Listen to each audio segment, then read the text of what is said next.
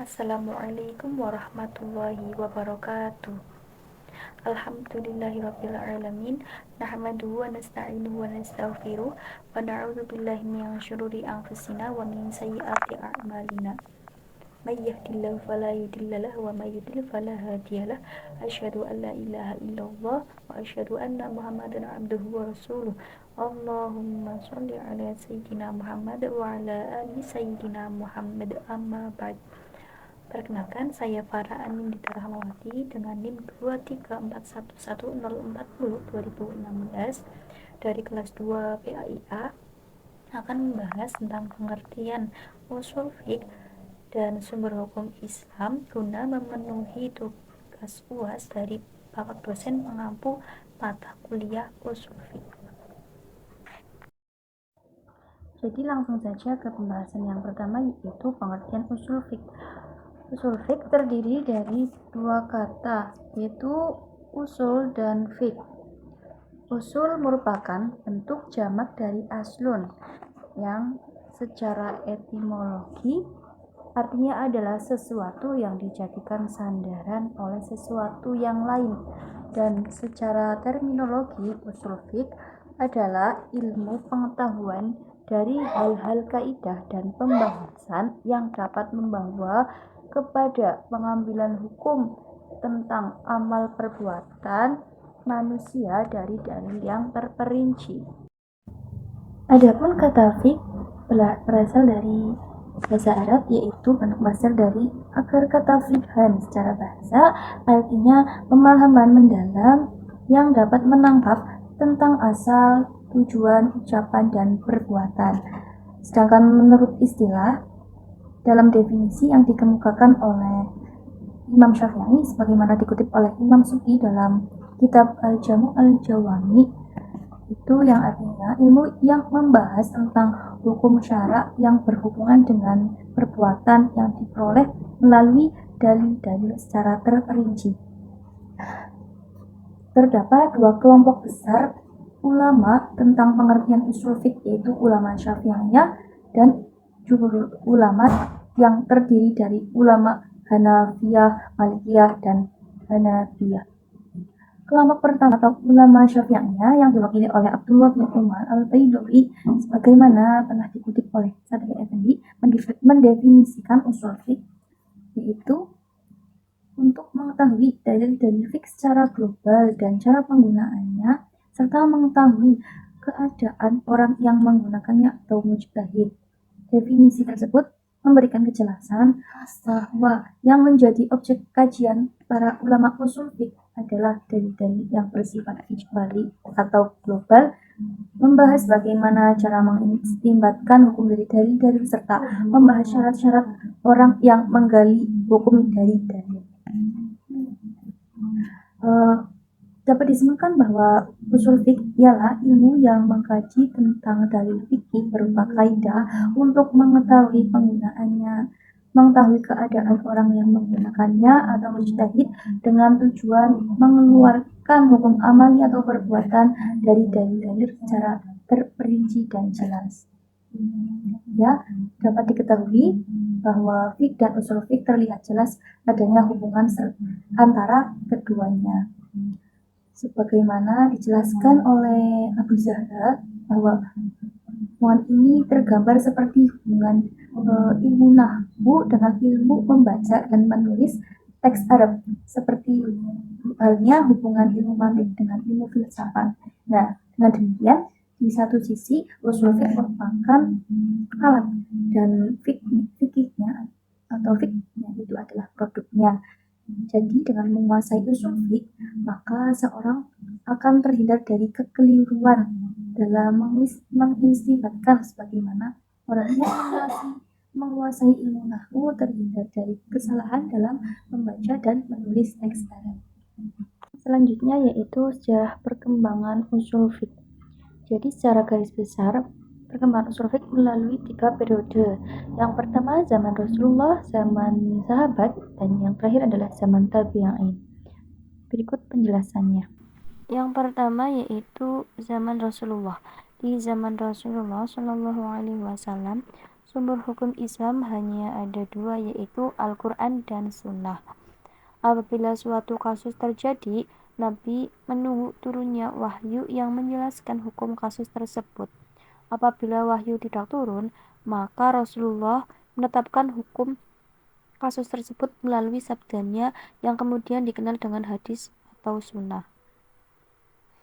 Pada masa Nabi Muhammad masih hidup, seluruh permasalahan fikih dikembalikan kepada Rasulullah.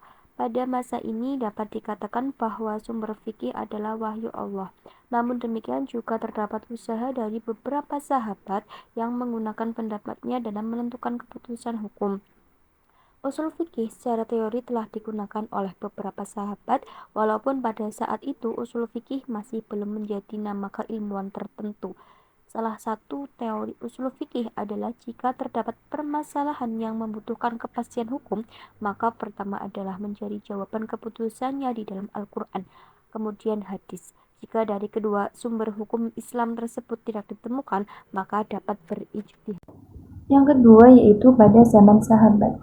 Jadi setelah wafatnya Rasulullah, maka yang berperan besar dalam pembentukan hukum Islam adalah para sahabat Nabi. Periode ini dimulai pada tahun 11 Hijriah sampai pertengahan abad 50 Hijriah. Meninggalnya Rasulullah memunculkan tantangan bagi para sahabat. Munculnya kasus-kasus baru menuntut sahabat untuk memecahkan hukum dengan kemampuan mereka atau dengan fasilitas khalifah. Sebagian sahabat sudah dikenal memiliki kelebihan di bidang hukum. Di antaranya Ali bin Abi Thalib, Umar bin Khattab, Abdullah bin Mas'ud, Abdullah bin Abbas, dan Abdullah bin Umar. Karir mereka berfatwa sebagian telah dimulai pada masa Rasulullah sendiri. Pada era sahabat ini, digunakan beberapa cara baru untuk pemecahan hukum, di antaranya ijma sahabat dan maslahah mursalah. Pertama, Khalifah Khulafaur Rasyid atau Khulafaur Rasyidin biasa melakukan musyawarah untuk mencari kesepakatan bersama tentang persoalan hukum. Kedua, sahabat mempergunakan pertimbangan akal atau ra'yu yang berupa qiyas dan maslahah.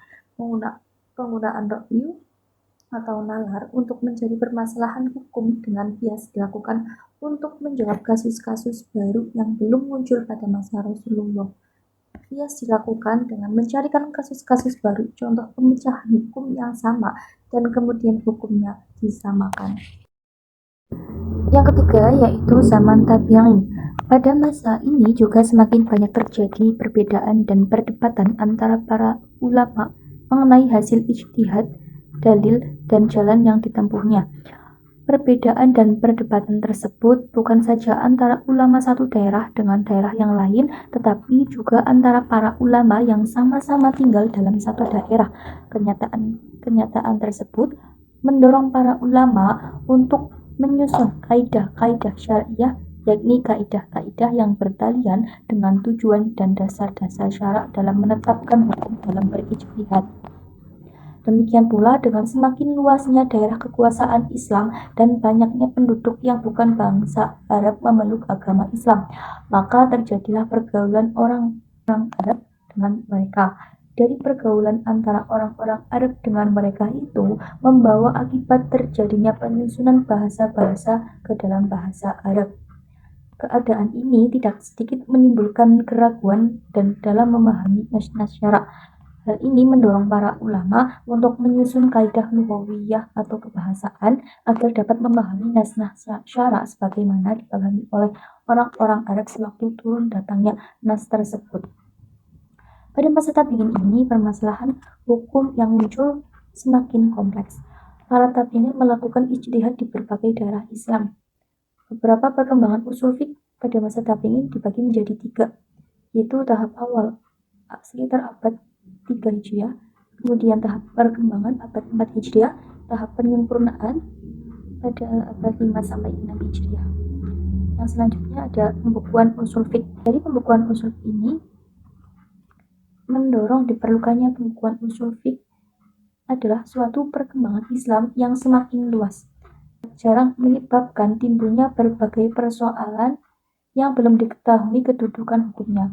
Untuk itu, para ulama Islam sangat membutuhkan kaidah-kaidah hukum yang sudah dibukukan untuk dijadikan rujukan dalam menggali dan menetapkan hukum. Dengan disusunnya kaidah-kaidah syariah dan kaidah-kaidah kebahasaan dalam berijtihad pada abad kedua Hijriah, maka telah terwujudlah ilmu usul fiqh. Dikatakan oleh Ibnu Nadim bahwa ulama yang pertama kali menyusun kitab ilmu usul fiqh ialah Imam Abu Yusuf, yaitu murid Imam Abu Hanifah. Akan tetapi, kitab tersebut tidak sampai kepada kita. Diterangkan oleh Abdul Wahab Khalaf bahwa ulama yang pertama kali mengukuhkan kaidah-kaidah ilmu usul fiqh dengan disertai alasan-alasannya adalah Muhammad bin Idris Asy-Syafi'i dalam sebuah kitab yang diberi nama Ar-Risalah, dan kitab tersebut adalah kitab dalam bidang ilmu usul fiqh yang pertama sampai kepada kita. Pembahasan yang selanjutnya yaitu mengenai sumber hukum Islam. Sumber hukum Islam ada yang disepakati dan ada juga yang tidak disepakati. Sumber hukum Islam yang disepakati yaitu diantaranya Al-Quran, hadis, ijma, dan qiyas. Sedangkan sumber hukum Islam yang tidak disepakati yaitu diantaranya istihsan, maslahah mursalah, uruf atau adat istiadat, istishab, syar'u man qablana, madhab sahabi, dan zat az-zari'ah. Sumber hukum Islam yang tidak disepakati diantaranya yaitu maslahah mursalah. Menurut istilah terdiri dari dua kata yaitu maslahah dan mursalah. Kata maslahah menurut bahasa berarti manfaat dan mursalah berarti lepas. Jadi maslahah mursalah menurut istilah seperti yang dikemukakan Abdul Wahab Khalaf berarti sesuatu yang dianggap maslahat namun tidak ada ketegasan hukum untuk merealisasikannya dan tidak ada pula dalil tertentu baik yang mendukung maupun yang menolaknya, atau maslahah yang lepas dari dalil secara khusus. Lalu macam-macam maslahah dibagi menjadi tiga, yaitu yang pertama maslahah al-mu'tabarah, yaitu maslahah yang secara tegas diakui syariat dan telah ditetapkan ketentuan-ketentuan hukum untuk merealisasikannya. Yang kedua yaitu maslahah al-mulghah, yaitu sesuatu yang dianggap maslahah oleh akal pikiran tetapi dianggap palsu karena kenyataannya bertentangan dengan ketentuan syariat. Misalnya, ada anggapan bahwa menyamakan pembagian warisan antara anak laki-laki dan anak perempuan adalah maslahah. Yang selanjutnya yaitu al-maslahah al-mursalah. Nah, al-maslahah al-mursalah ini terdapat dalam masalah muamalah yang tidak ada ketegasan hukumnya dan tidak ada pula bandingannya dalam Al-Quran dan Sunnah untuk dapat dilakukan analogi. Contohnya seperti peraturan lalu lintas dengan segala rambu-rambunya. Peraturan seperti itu tidak ada dalil khusus yang mengaturnya, baik dalam Al-Quran maupun dalam Sunnah Rasulullah. Namun peraturan seperti itu sejalan dengan tujuan syariat. Itu dalam hal ini adalah untuk memelihara jiwa dan harta. Syarat-syarat maslahah mursalah. Yang pertama yaitu sesuatu yang dianggap maslahat itu haruslah berupa maslahat hakiki, yaitu yang benar-benar akan mendatangkan kemanfaatan atau menolak kemudaratan, bukan berupa dugaan belaka dengan hanya mempertimbangkan adanya kemanfaatan tanpa melihat kepada akibat negatif yang ditimbulkannya. Misalnya yang disebut terakhir ini adalah anggapan bahwa hak untuk menjatuhkan talak itu berada di tangan wanita, bukan lagi di tangan pria, adalah maslahat palsu. Karena bertentangan dengan ketentuan syariat yang menegaskan bahwa hak untuk menjatuhkan talak berada di tangan suami. Yang selanjutnya yaitu sesuatu yang dianggap maslahat itu hendaklah berupa kepentingan umum, bukan kepentingan pribadi. Yang selanjutnya, sesuatu yang dianggap maslahah itu tidak bertentangan dengan ketentuan yang ada ketegasan dalam Al-Quran atau Sunnah Rasulullah atau bertentangan dengan ijma. Kegunaan memahami usul fiqh atau manfaat memahami usul fikih. Yang pertama, dengan mempelajari usul fiqh akan memungkinkan untuk mengetahui dasar-dasar para mujtahid masa silam dalam membentuk pendapat fikih.